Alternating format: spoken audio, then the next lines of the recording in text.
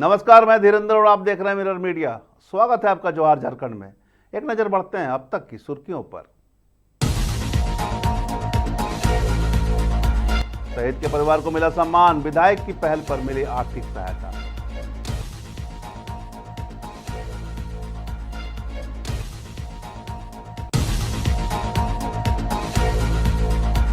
भगोड़े प्रिंस खान पर पुलिस का शिकंजा, घर पर चस्पाया हुआ स्टार।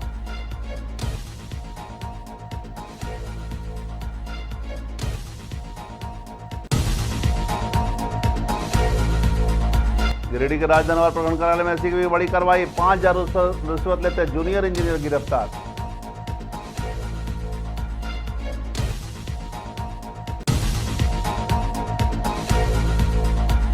धनबाद के चिरकुंडा नगर परिषद कार्यालय में संसाधन का अभाव, अध्यक्ष ने कहा अब जमीन पर बैठकर करेंगे बैठक।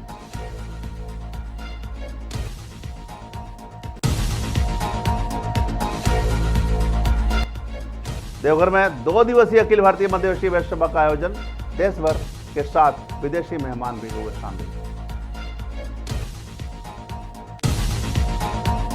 और अब खबरें विस्तार से। धनबाद के चिरकुंडा के शहीद जवान गौतम कुमार यादव के परिजनों को शनिवार को आर्थिक सहायता प्रदान की गई। निरसा विधायक अरूप चटर्जी के पहल पर मुख्यमंत्री हेमंत सोरेन द्वारा 50,000 रुपए का चेक शहीद की पत्नी पूजा कुमारी को सौंपा गया। इस दौरान नगर परिषद के कई जनप्रतिनिधि भी मौजूद रहे। बताया जाता है कि गौतम कुमार यादव की मौत बिहार विधानसभा चुनाव के दौरान ड्यूटी के वक्त एक हादसे में हो गई थी। चेक सौंपते समय उनकी पत्नी भावुक हो गई और माहौल गमगीन हो गया। विधायक ने परिवार के उज्जवल भविष्य की कामना करते हुए हर संभव सहयोग का भरोसा दिलाया।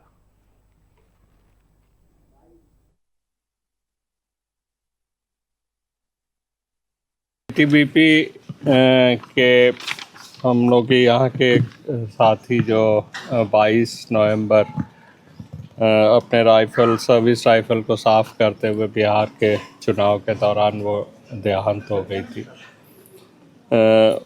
उनके परिवार को हम लोगों ने माननीय मुख्यमंत्री महोदय से निवेदन किए थे जो कुछ मदद के लिए, तो उसी के मुआवजे के स्वरूप 50,000 रुपया माननीय मुख्यमंत्री महोदय ने स्वीकृत किया। उसी का चेक आज हम लोगों ने हमारे नगर पालिका के चेयरमैन, हमारे वाइस चेयरमैन, हमारे एग्जीक्यूटिव सबके एवं सारे पार्षद के साथ मिलकर हम लोग देने आए। का नाम का उनका देहांत होने के बाद उनकी वाइफ को आज 50,000 का एक चेक दिया गया है। हमारे हेमंत सरकार को बहुत धन्यवाद। हमारे आरोप भैया हैं विधायक जी, उनको भी बहुत बहुत धन्यवाद कि इस चेक को उनके थ्रू लाने की कोशिश किए हैं। और धनबाद के भगोड़े अपराधी प्रिंस खान के खिलाफ पुलिस ने शिकंजा कस दिया है। बैंकपुर थाने में दर्ज मामलों के तहत पुलिस ने वासीपुर स्थित उसके आवास पर अदालत के निर्देशानुसार इश्तेहार छिपा दिया है। बताया जा रहा है कि प्रिंस खान और उसके सहयोगी गोपी खान लंबे समय से फरार चल रहे हैं और उनके खिलाफ रंगदारी व आर्म्स एक्ट के कई मामले दर्ज है। पुलिस अब कुर्की जब्ती की कार्रवाई की तैयारी में। वहीं एसएसपी प्रभात कुमार ने स्पष्ट कहा है कि अपराधियों के खिलाफ सख्त कार्रवाई जारी रहेगी और आम लोगों को किसी भी तरह की धमकी मिलने पर तुरंत पुलिस को सूचित करें। अग्रतर कार्रवाई की जाएगी। अपराधी किसी हाल में बख्शे नहीं जाएंगे।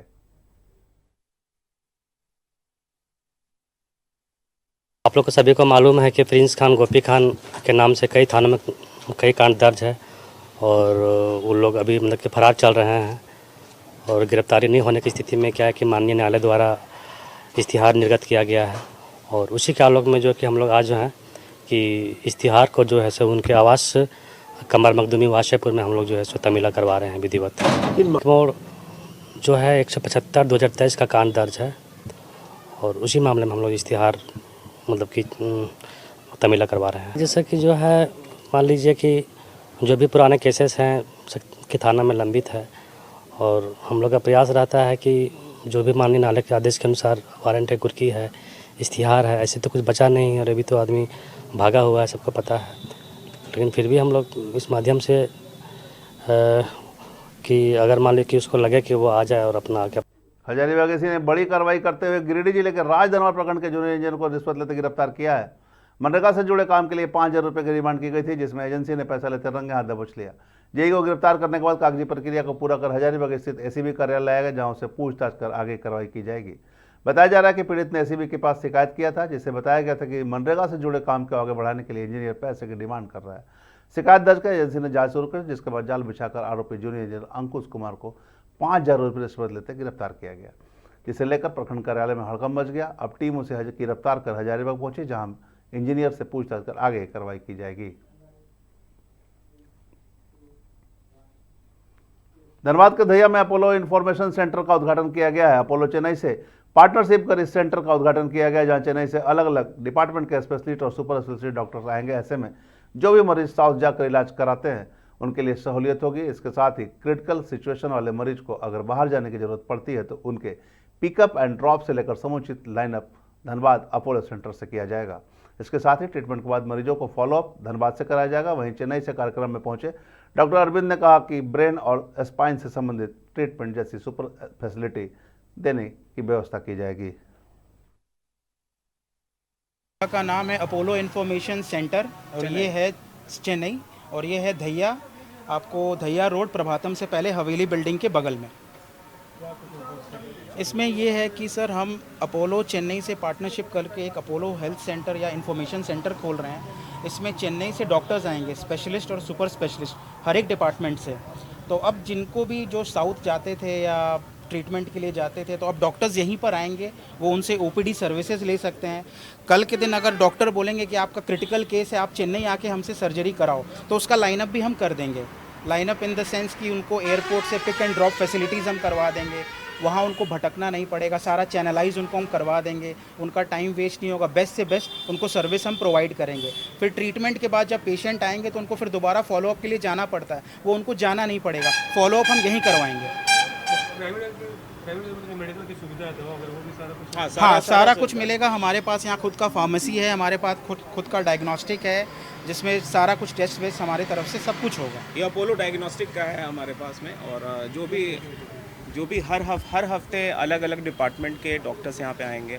जैसे अभी हमारे यहाँ जो है न्यूरो एंड स्पाइन के डॉक्टर आए हुए हैं, फिर कार्डियोलॉजिस्ट, प्लूमोलॉजिस्ट और ऑर्थोपेडिक, हर डिपार्टमेंट के सारे जो सुपर स्पेशलिस्ट जो हॉस्पिटल जो हमारा मेन हॉस्पिटल है चेन्नई में, तो वहाँ से सारे डॉक्टर यहाँ विजिट करेंगे और ओपीडी सर्विस देंगे। और जिनको मेडिसिन से ठीक होना है वो यहाँ मेडिसिन से ठीक होंगे, और फर्दर ट्रीटमेंट जिसको सर्जरी चाहिए या कोई एडवांस ट्रीटमेंट चाहिए, रोबोटिक चाहिए, उसके लिए इन लोगों को फिर चेन्नई जाना होगा, उसका सारा अरेंजमेंट।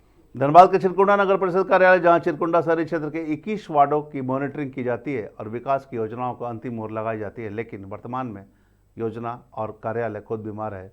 चाहे वह कॉन्फ्रेंस हॉल की बात हो, चिरकुंडा के नवनिर्वाचित अध्यक्ष सुनीता देवी ने अपने कार्यालय में लगे टूटे फूटे सभी टेबल कुर्सियों को बाहर करवाया और कार्यपालक पदाधिकारी से मांग की, लेकिन अभी तक नया टेबल कुर्सी नहीं मिला। उन्होंने यह भी कहा कि निर्वाचित हुए लगभग 2 माह होने के और बोर्ड की पहली बैठक में यह बात रखी भी थी कि कार्यालय में जितने भी टूटे फूटे कुर्सी टेबलों से अविलंब बदला जाए। 1 सप्ताह बीत जाने के बाद भी इसमें कोई बदलाव नहीं किया, जिसके कारण कार्यालय के सभी फर्नीचर को बाहर कर दिया गया है और जब तक नई कुर्सी टेबल नहीं आ जाती तब तक जमीन पर बैठकर कार्य किया जाएगा। इस संबंध में कार्यपालक पदाधिकारी प्रियंका कुमारी से पूछा गया तो वो कुछ भी कहने से परहेज की। ऐसा प्रतीत हो रहा है कि चिरकुंडा में अधिकारी जनप्रतिनिधियों पर हावी है।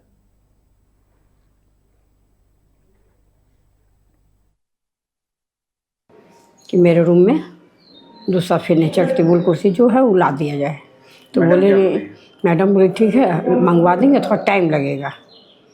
तो बोर्ड के बैठक में इस बात को रखे थे हम लोग कि सब जैसे हर जगह ऑफिस का हर जगह का कुछ ना कुछ प्रॉब्लम था, कुर्सी टेबल है, पर्दा है, ये है, फर्नीचर है, उसके बारे में सभापति मिला है। इसी का कारण ये रहा, बोली कि अभी प्रॉब्लम है मैडम, इस सबको टेंडर करना पड़ता है बार बार, बिना टेंडर का कोई सामान आता नहीं है। हमने ठीक है टेंडर करके मंगवा लीजिए। टेंडर का 6-7 दिन हो गया, 6 तारीख को मीटिंग में बोले थे, 7 दिन हो गया, ना पर्दा साफ होता है ना कुछ होता है, टेबल कुर्सी भी उसी तरह टूटा फूटा है। इसीलिए मैं आज मेरे जो अंदर वाला ऑफिस में उसमें आके बैठेंगे ना, तो हम चटाई बिछा के बैठेंगे। फिर देवघर स्थित शांति कोठी परिसर में अखिल भारतीय मध्यदेशीय वैश्य सभा का आयोजन किया गया। इस 2 दिवसीय महासम्मेलन में देश भर से वैश्य समाज के प्रतिनिधि के साथ साथ नेपाल और भूटान के पदाधिकारी एवं गणमान्य शामिल हुए। महासम्मेलन के दौरान संगठन के चुनाव भी संपन्न कराए गए, जिसके लिए विधिवत रूप से चुनाव अधिकारी की नियुक्ति की गई। बता दें कि चुनाव में मनोज मदेशिया राष्ट्रीय अध्यक्ष, नरेंद्र गुप्ता राष्ट्रीय महामंत्री, कुंदन गुप्ता राष्ट्रीय कोषाध्यक्ष चुने गए।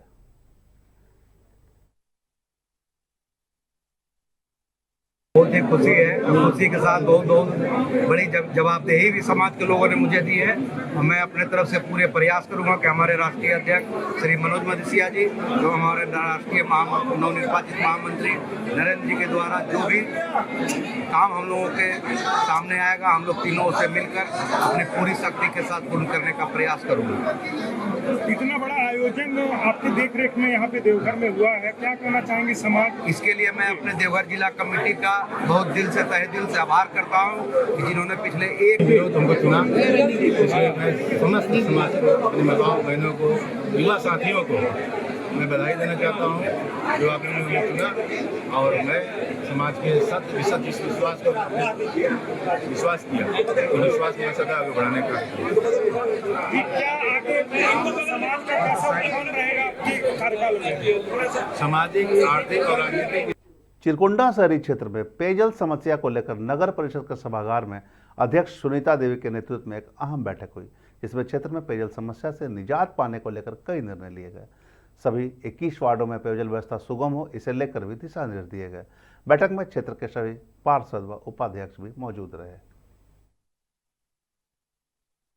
वार्ड का जो पाइपलाइन जिस वार्ड में पाइपलाइन छूटी हुई है उसी के लेके बैठे हुए हैं कि हर पार्षद 21 वार्ड का पार्षद अपना अपना जिस जगह में पाइपलाइन छूटी हुई वहाँ का अपना नाम लिख के दें ताकि जल्द से जल्द उस पाइप को लगवाने का काम करेंगे। वार्ड का लिस्ट आया है? अभी आया हुआ है आपका 15-16 वार्ड का आ गया है। वो एक कमेटी बैठेगी और एक माने हम लोग वहाँ पर जिसके अवध कनेक्शन है उनको बताया जाएगा कि आप लोग बिल ना जमा करके अपने नाम पर कनेक्शन करवा लीजिए ताकि उससे उनको आसानी होगी। जो हमारे यहाँ पर एक चार्ज है नगर परिषद में 21 वार्ड में जहाँ जहाँ पाइप नहीं बिछा है उसी का जो है हम लोग मैप तैयार कर रहे हैं और जहाँ भी पाइप नहीं बिछा है उसको पाइप बिछाने के लिए हम लोग यहाँ बैठे हुए इसी के लिए मीटिंग बुलाया गया है। हमारा कितने वार्ड में ये समस्या है? 21 वार्ड में लगभग सभी वार्ड में कुछ ना कुछ जगह पर पाइप नहीं बिछा है, उसको पाइप बिछाने का काम हम लोग करेंगे। 21 वार्ड से आवेदन दे रहे हैं जहाँ जहाँ पानी का काम अधूरा है जो पाइपलाइन का वहाँ हम लोग बिछवाने का काम करेंगे। जो भी कहीं भी किसी भी गली मोहल्ला में कहीं पर भी बाकी है पाइपलाइन का वो पाइपलाइन के लिए हम लोग आए हुए हैं, हम लोग लिखित दे रहे हैं और जहाँ भी छूटा हुआ है हम लोग वहाँ पाइपलाइन। जामताड़ा में जहां मुख्यमंत्री पशुधन विकास योजना के तहत पशुओं का वितरण किया गया, इसी दौरान उपायुक्त रवि आनंद और जिला परिषद अध्यक्ष दीपक बेसरा ने लाभुकों के बीच सुअर, भेड़ और बकरियों का वितरण किया। अधिकारियों ने लाभुकों को योजना की जानकारी देते हुए पशुपालन को स्वरोजगार का मजबूत माध्यम बताया। उपायुक्त ने कहा कि योजना ग्रामीण अर्थव्यवस्था को सशक्त बनाएगी। वहीं जीप अध्यक्ष ने लोगों से इस अवसर का लाभ उठाने की अपील की। कार्यक्रम में यह भी भरोसा दिलाया गया कि लाभुकों को आगे प्रशिक्षण और तकनीकी सहायता दी जाएगी। लाभुकों ने इस पहल पर खुशी जताई। जिला पशुपालन कार्यालय जामताड़ा के द्वारा विभिन्न योजनाओं के तहत जामताड़ा जिले के विभिन्न प्रखंड क्षेत्रों के लाभुकों को विभिन्न योजनाओं का लाभ दिया गया, जिसमें कि शुकर विकास योजना के तहत 4 मादा और 1 नर शुकर का वितरण जो है 3 लाभुकों को किया गया है।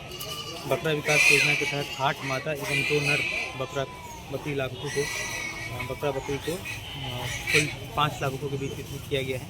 साथ ही भेड़ पालन हेतु 1 लाभुक को 8 मादा एवं 2 नर भेड़ का वितरण किया गया। के तहत आज जो लाभुक पशुपालन में जो आवेदन किए थे, भेड़ का, बकरी का, सुकर का, आज हम लोग लाभुक लोग को देने का काम किए हैं। लाभुक लोग जागरूक हो गए हैं। पशु के माध्यम से जो भी योजना दिया जा रहा है पशुपालन के माध्यम से वो लेने का हमेशा इच्छुक करते हैं। और हम साहिबगंज के बरहरवा अनुमंडल अंतर्गत पतना थाना क्षेत्र से एक दर्दनाक खबर सामने आई, जहां 24 घंटे के भीतर 2 अलग अलग सड़क हादसों में 3 लोगों की मौत हो गई, जबकि 2 लोग गंभीर रूप से घायल हो गए। पहली घटना पतना चौक पर हुई, जहां ट्रैक्टर और बाइक की टक्कर में एक युवक की मौके पर ही मौत हो गई और एक अन्य घायल हो गया। दूसरी घटना दिग्घी चौक के पास हुई, जहां जुगाड़ गाड़ी की चपेट में आने से 2 बाइक सवारों की जान चली गई। घायलों को अस्पताल ले जाया गया, जहां से उन्हें बेहतर इलाज के लिए रेफर कर दिया गया। घटना के बाद परिजनों ने स्वास्थ्य व्यवस्था पर गंभीर सवाल खड़े किए हैं।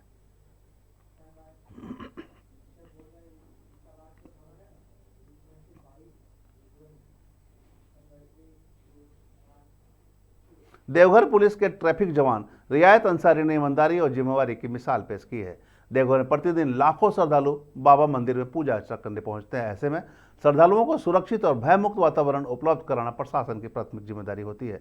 इसी क्रम में सुबह एक सराहनीय घटना सामने आई, जहां पूजा करने के बाद एक महिला टोटो में अपना सामान भूल गई। मामले की जानकारी मिलते ही ट्रैफिक ड्यूटी में तैनात जवान रियासत अंसारी ने तत्परता दिखाते हुए सामान की जांच की, जिसमें एक मोबाइल फोन मिला। मोबाइल के माध्यम से महिला से संपर्क स्थापित किया और उन्हें डीटीओ कार्यालय बुलाया गया, जहां पूरे सम्मान के साथ उनका खोया हुआ सामान वापस किया गया।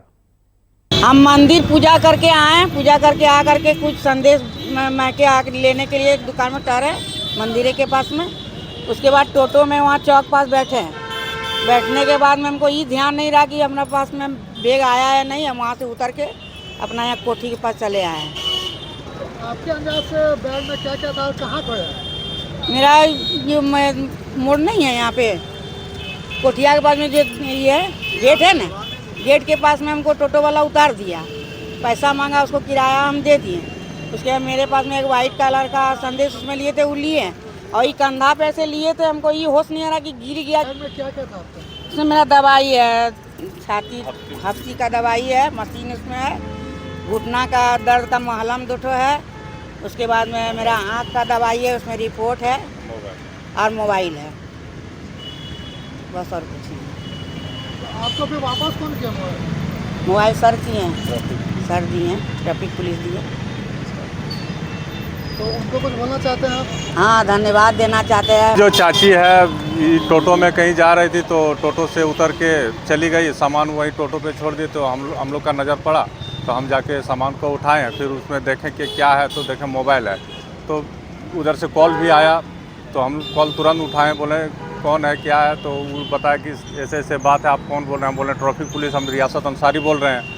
तो बोले ठीक है, हम सामान मिल गया है, ट्रैफिक पुलिस के हाथ में है, आप लोग बुकाई नहीं, आराम से आइए।